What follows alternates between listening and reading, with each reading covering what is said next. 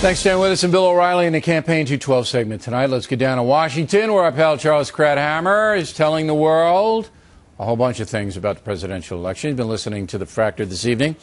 So at the end of the segment, you promised me you're going to give a prediction. You've already given one, but I want to know if you're going to hold to that. But the bigger picture to you, what has convinced you about your prediction is what?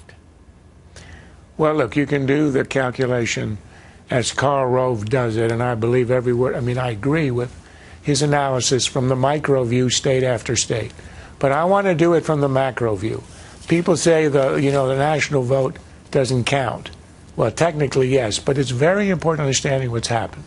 Last Monday, a week ago, Romney had won this race if it had ended on Monday night. Correct. He was up 4, 5, 6 in the national polls. You can't be up that much nationally and not win the electoral college. I don't care how you slice it or dice it. Then something happens. Then you get the October surprise, which is devastating to Romney in this sense. And we know this empirically, because in the national polls where Romney was up 4, 5, 6, he goes to 0 to -1, essentially.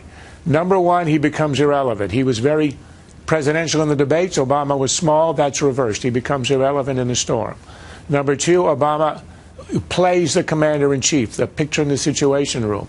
Now, where was he? In Benghazi, in the Situation Room. Separate issue. Nobody's going to ask it. But he looks like the commander-in-chief. Number three, and the biggest one, was the Christie bear hug.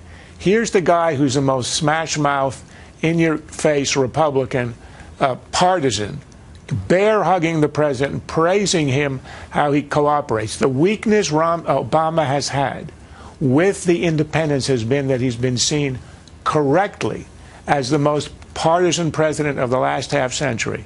Obamacare passed without one vote on the other side as simply one example. So on 3 counts, this huge gift Obama gets. The storm, as you said, de-emphasize what Romney was all about. Do you think that Christie knew what he was doing, the gift that he was giving the president? Look, I'm a psychiatrist, but I don't play one on TV. So I can't tell you what's inside his head. But I can say what the effect was. That's the kind of advertising Obama couldn't have purchased with $10 million, where he gets the picture of the most partisan opponent hugging him and praising him. Now, but here's why I still think Romney's going to win. That effect will last only 3 days. Whenever you have a catastrophe, the solidarity effect is 3 days. And then you get the reality setting in. All the stories, the Long Island stories, you know about it personally, all the stuff about the abandonment, the inefficiencies, all of this stuff. Now, it doesn't redound on Obama the way it did on Bush and Katrina, because Obama's a Democrat and Bush was a Republican, and the media aren't going to play it up. Nonetheless, it stopped the Sandy effect. And you can see it now in the nationals. If you look at the last 4 national polls, Romney is now coming back. He's up. He's either tied or +1. So I see that, and that's as of Saturday. So you get Saturday, Sunday, today, and tomorrow, where I think Romney comes back. He doesn't come all the way back. He's not going to be +5. But the fact that he's coming back has an effect. And here's where it has the effect on the battleground states. If they're all very close, all 9 or 10 of them, and you get a swing in the national of 1% or 2 either way, then it's a bunch of dominoes. Then all of them will go one way, which is why it looks so bad for Romney on Saturday or Friday. But now that I think he's coming back somewhat nationally, you're getting an evening effect, and I think they're going to split half and half. And there are paths, easy ones, for Romney to win electorally if, as I predict, the rebound in the national poll is continuing, which I think it is. Is there anything that Romney could have done to get himself back in the public eye with a very strong message? Because, as you know, being a sports fan, he went into the prevent defense. You know, didn't get any chances, kind of in a ground game out. Is there anything that he could have done to put himself up there, beside, of course, the big interview tonight on Monday Night Football, where they're both doing it, you know? Once the hurricane hit, there was nothing he could do. Before, he could have done stuff, but remember, if you didn't see a hurricane coming in the future, an act of God, I mean, a lucky stroke for Obama.